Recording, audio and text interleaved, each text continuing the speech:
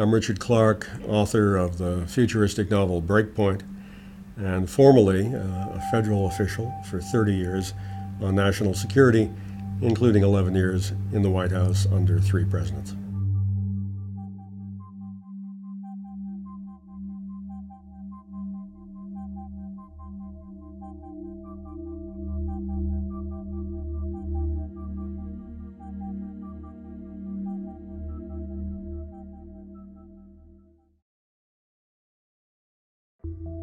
Well, the real difficult thing here, Ray, is when something has never happened, people don't believe in their gut that it ever will happen.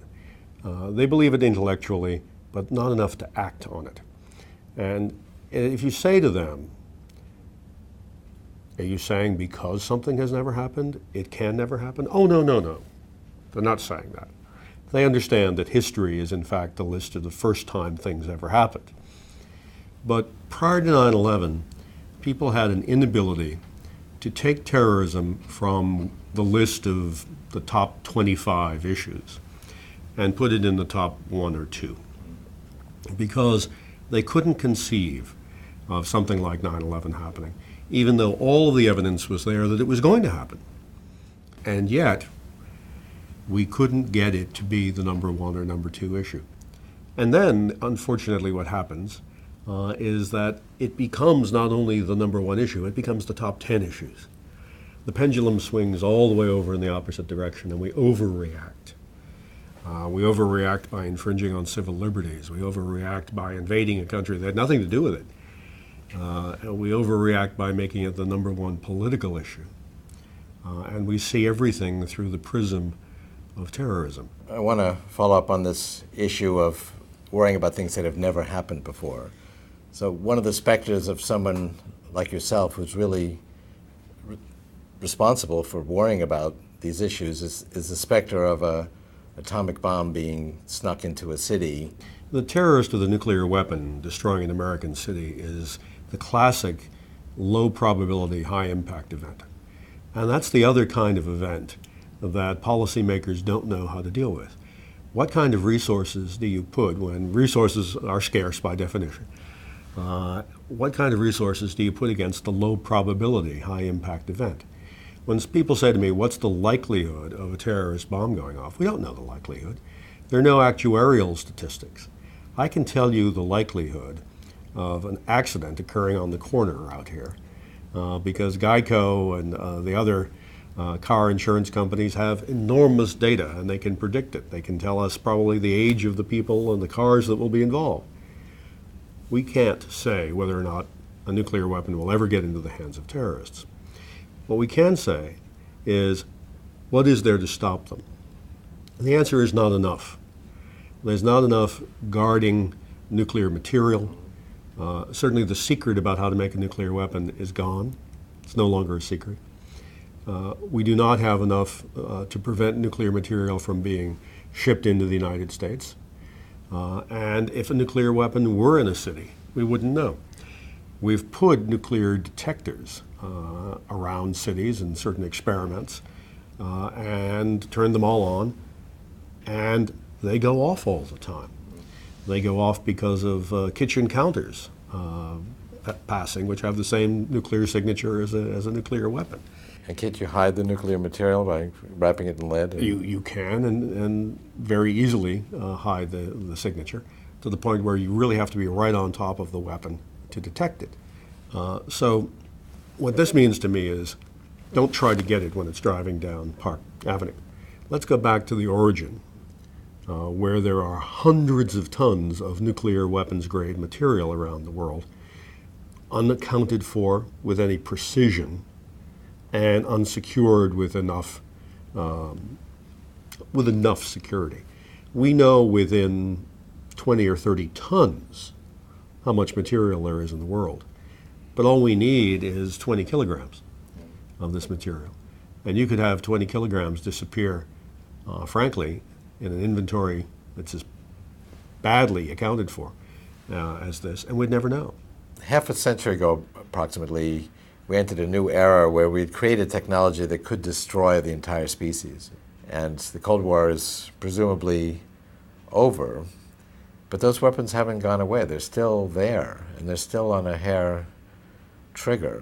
Why haven't we gotten rid of them? Well, we've reduced the number of nuclear weapons enormously. At one point, there were probably 50,000 usable nuclear weapons, and the number today is probably much more like 15,000. So the number has gone down. Unfortunately, the number of countries owning them has gone up. And we now have Pakistan, an unstable nation with nuclear weapons, and the prospect of Iran and North Korea, also unstable nations with nuclear weapons. The interesting thing is, although we've probably produced perhaps 100,000 nuclear weapons since 1944-45, only 2 of them have ever been used in anger. So while it's difficult to stop technological advances, that would suggest it's not impossible to stop technological misuse. The downsides from nanotechnology and robotics is still into the future. One can debate how far, but the specter we have right now is from genetics, biotechnology, the ability to take a biological virus, a benign one, and alter it so that it's more deadly or more communicable. I think the problem for terrorists or a nation state in using biological weapons is a bit like the universal solvent. What are you going to put it in?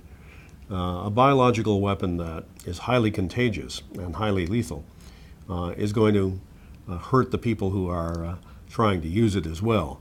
But maybe the most daunting thing about 9/11 is the idea of mass suicide. So the threat of mutually assured destruction didn't work. These people were eager to give their lives for this cause. They were. The terrorists on 9/11 were willing to die, but they weren't willing to see all of their supporters die. They're not people who want to create the apocalypse. If there are people who are, however, willing to see everyone in the world die and can release a highly contagious and highly lethal biological weapon, they'll kill hundreds of millions of people before we'll be able to deal with it, because we don't have that rapid reaction capability that develops the necessary vaccine or broad-spectrum antibiotic and tests it and delivers it to a mass market quickly enough. I mean, we have done that with software viruses. Those are also self-replicating, and there were early predictions that they would destroy the internet as they got more sophisticated. They did get more sophisticated, but they haven't destroyed the internet because we have a rapid response system, an evolving immune system. And so, it seems very similar to 9/11. Before it happened, you could talk theoretically and abstractly about it. After it happened, it was on everybody's mind. So right now we can talk abstractly about the potential for a bioengineered virus being destructive and a destructive individual or organization doing it, but it hasn't happened. So we really need to put it seems to me, a rapid response system in place now. The knowledge to do that exists. The knowledge to do it exists, the will doesn't, and the resources don't. Strangely enough, though, the bird flu threat, the avian flu threat, has helped because it was real enough that government and the private sector have had to take it seriously. No, I think it's very interesting that the Cold War ended and we had this enormous defense industry in the United States that needed an enemy. And it produced weapons that needed a sophisticated national enemy. The enormous defense industry that we have produces airplanes and aircraft carriers, which are not that useful in going after terrorists. But they are extremely expensive, and they take thousands of people to make them. And frankly, there are people associated with that industry who would like to convince us that China will become the new threat the way the Soviet Union was. And therefore, we need to maintain all of these large weapons and make new ones that were designed to deal with the Soviet Union that no longer exists. We're producing sophisticated fighter airplanes for which there is no threat. We're producing all sorts of weapon systems that we can never possibly use. There is no scenario that anyone can imagine when we'd use them. And I think we have to say pretty clearly that we're spending more money on our defense programs than the next 6 or 7 nations combined. And that's without considering the cost of the war in Iraq. So when people paint China as a future military threat to the United States because they're spending some small amount of money on weapon systems. I think we have to be very careful that we're not talked into a situation that becomes a self-fulfilling prophecy. We do have some weapons that do make their own decision making, maybe tactical, because one person's tactics is another person's strategy. But cruise missiles go thousands of miles autonomously. And it seems as these weapons get more and more intelligent, they'll be capable of making more autonomous decisions. I mean, how do you see that playing out? Well, it's already begun. I mean, we now have submunitions that get ejected from a bomb.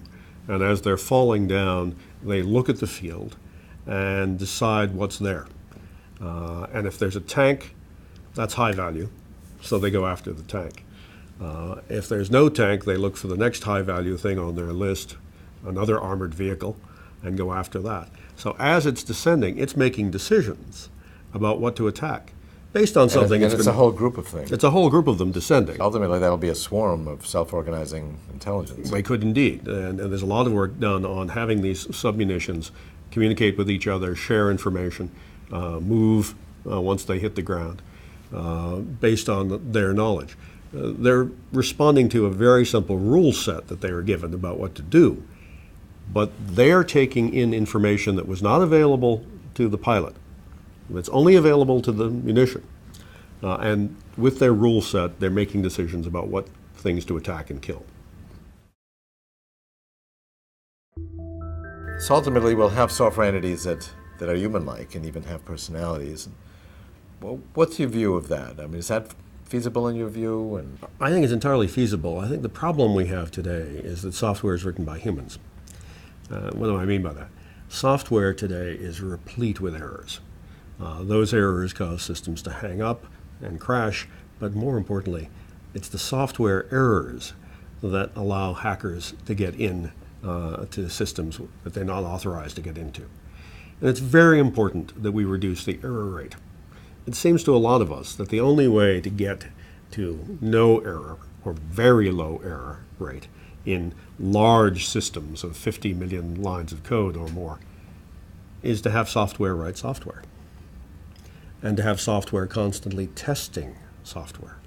The prospect of having low error software is real, but only if we give up control.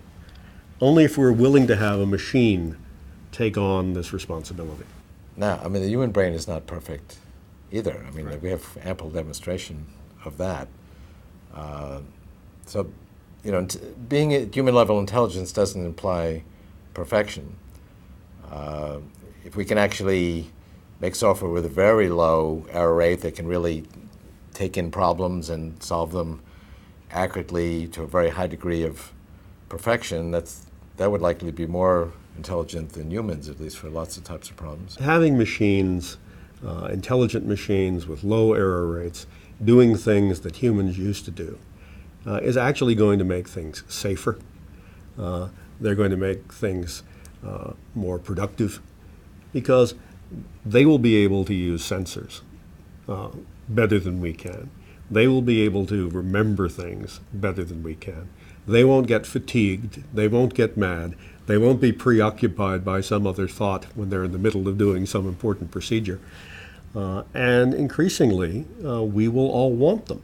I mean, the day will come when you will go into a dentist's office or an eye doctor's office, and if the human tries to do the examination, you'll say, oh, no, I want the machine, because the machine is less likely to make a mistake.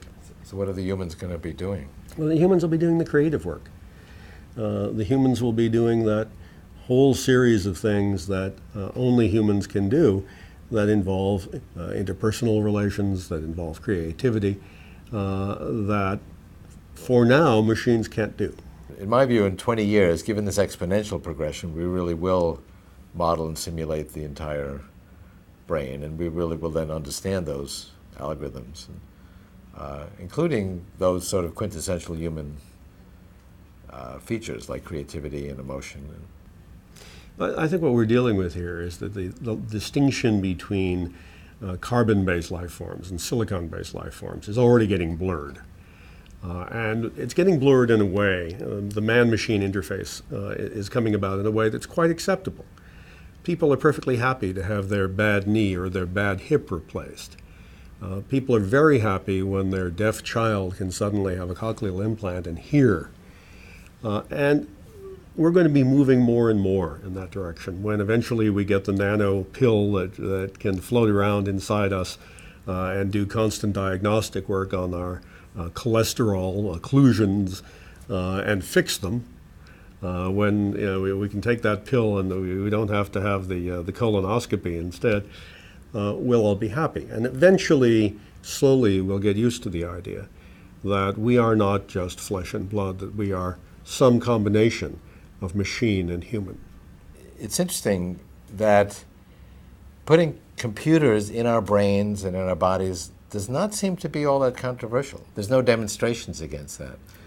But modifying biology seems to trigger, in some quarters, a reaction, the whole movement against genetically modified organisms or stem cells. Why is that? I think people deal with machines every day. And we all have one, or most of us have one on our wrist. Now, is that a human implant, the fact that we have this chronometer right here? No.